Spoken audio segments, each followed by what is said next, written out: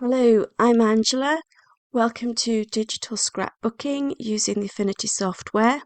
Many of the digital scrapbooking forums run events and challenges where you can take part and win prizes and get inspiration. And one of the challenges at the Lilypad at the moment for their summer camp event involves blending modes, and one of the members there has asked me to do a video showing me doing a page for that challenge using various things with blending modes and blend options.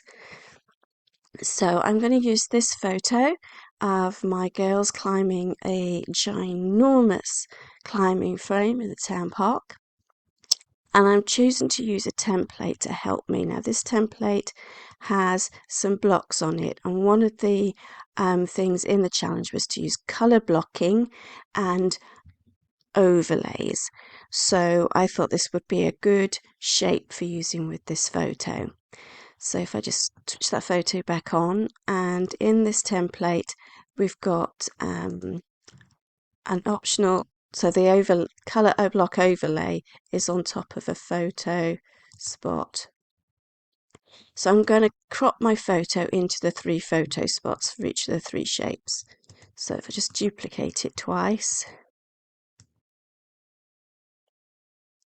and then drag it into each of the 3 photo spots. So now you can see my photo divided into 3 blocks, each with that coloured overlay on top of them.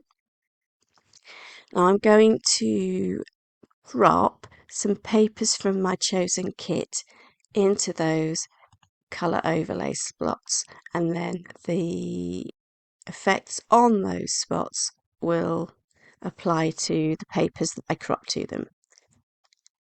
So I want that middle one to be a different colour to the other 2. So I'm going to go with this green on this post. There's the green here in this kit.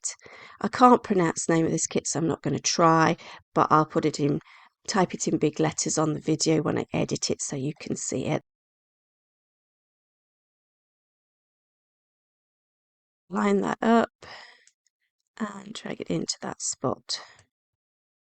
I'm just going to go for 2 more, so let's go for a pink. Maybe let's put that one in, this one at the bottom, and then a lighter one over here.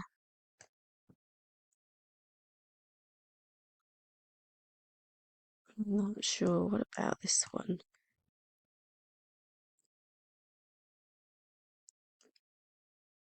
That's probably too light because it's washing her out quite a bit. So then we'll go for the darker one. And here, this is a bit too bold.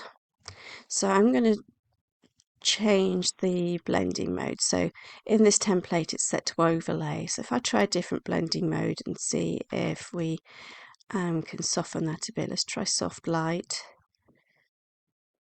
And let's go back to overlay. Soft light's definitely a bit easier, but let's just take that opacity down a little. There, that looks better. And maybe we'll just see what that one looks like with soft light instead of overlay. Yeah, soft light's better for that one too. So that's my photo colour blocked with some overlays. And let's just group those together. Let's Control G and lock it so I don't accidentally mess around with it. And where this white base is, I think I'm going to go for a dark frame on that. Let's try this just to see what it looks like instead of the white. And then I want to put a patterned paper down here. I also don't need this journaling, so I'm just going to delete that journaling spot. Don't know if I'm going to use that or not, so I'll just leave it there and decide what I do with it later. Maybe let's just hide it so it's not there, and go and look at my patterned papers. If memory serves, there's some triangular patterned paper in here. Yep, that one. Bring that in.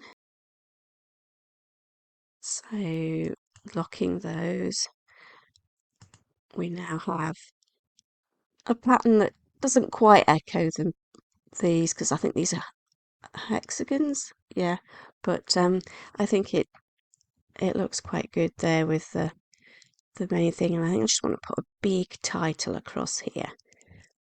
And there's some stampy alphas in this kit. Which colour shall I go for? That one, I think. And I'm going to go for going up. So let's just put that in now.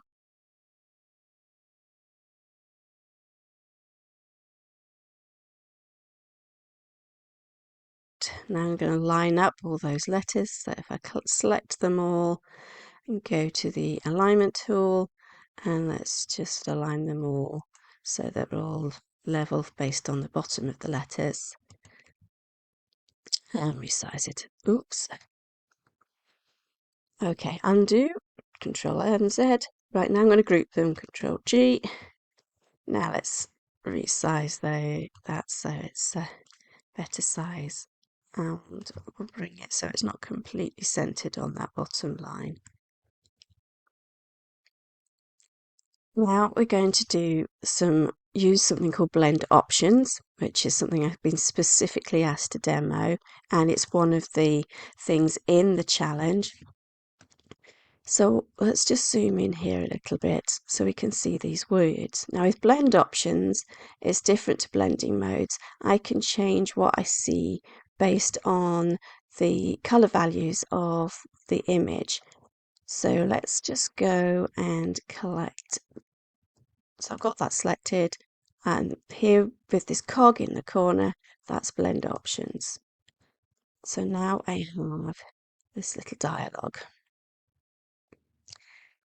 I'm going to leave all these to default, and then here we have source layer ranges and underlying ranges.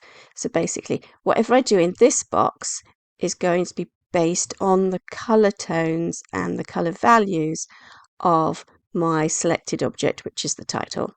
Anything I do in the right hand box here is going to be determined by the color values of the images below it. And that's what I'm going to do now, because what I'm going to do is I'm going to grab hold of this here, and if you watch the title, you can see that the parts of the image below are showing up in there. And I can make alterations and adjustments to this graph to change which bits I can see. So what I want to do is I want to make sure that I can see the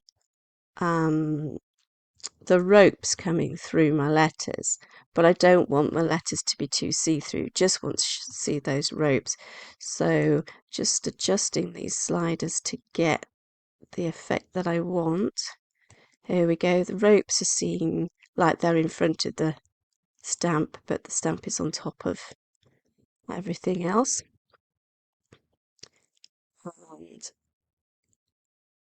And let's just zoom back out again, that's Control 0, and we can see my title there. One of the things I want to do with this, I think, is change the colour a bit with the blending mode. So you can have blending options and blending modes together on the same object. So at the moment I've got pass through because it's a group. I'm just going to click on the blending modes and just flick through them. That's a hard light, vivid light. That's quite nice. Sometimes I like add. Where's add? There. So I've got add,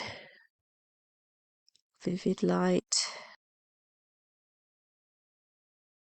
I'm going to go with add actually because I quite like the white of that. And then we've got a bit of colour where it's on top of the colour blocks, but just white where it's down here on the background.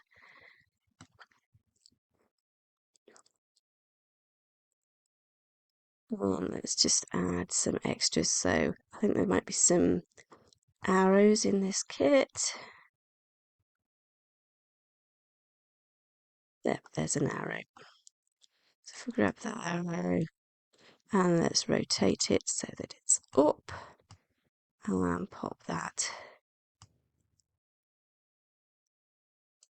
maybe a little bit smaller there.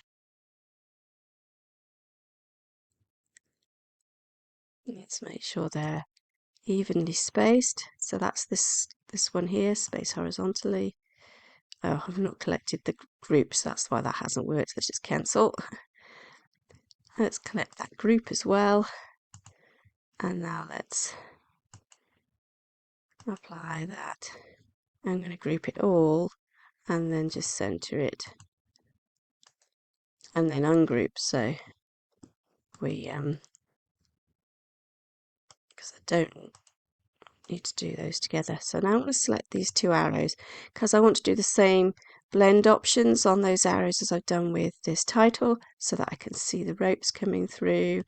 So I think that was something like this.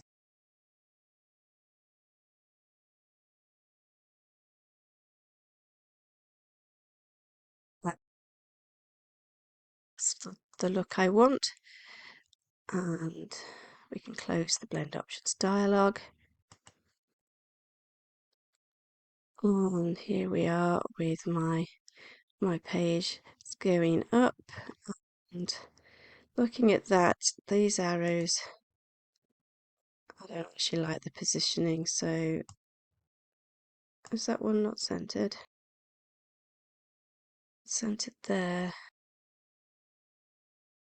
Oh, I think it's that dot that was just when it was lining up. So there we go. That looks good. I'm going to get rid of that word title here because I don't want that. Question now is, do I want that little block there or not? Let's take it away. I think it looks quite good there, but it's probably a little bit too close to my daughter. So if I was to move it down, what's it do? No, let's delete it.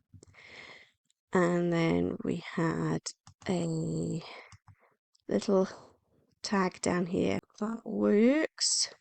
In the challenge, we're supposed to use transparent objects if we have objects on our kit, on our page. So what I'm going to do is I'm just going to take that journal strip and reduce its opacity so that it's a bit transparent. Let's just hide that drop shadow for a moment. So here's my, so basically I'm turning that tag into like a vellum tag, it's a paper tag. And then we've got that drop shadow, but if I change that from multiply to color burn and reduce the opacity on it, it will look a little bit more like it's a shadow of a vellum paper. Let's Control 0.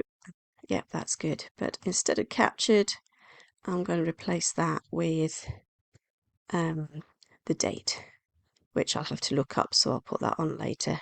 When I go back to the original photo, I'll have the date on that. And I think that's quite good, and that fulfills all the requirements for the challenge.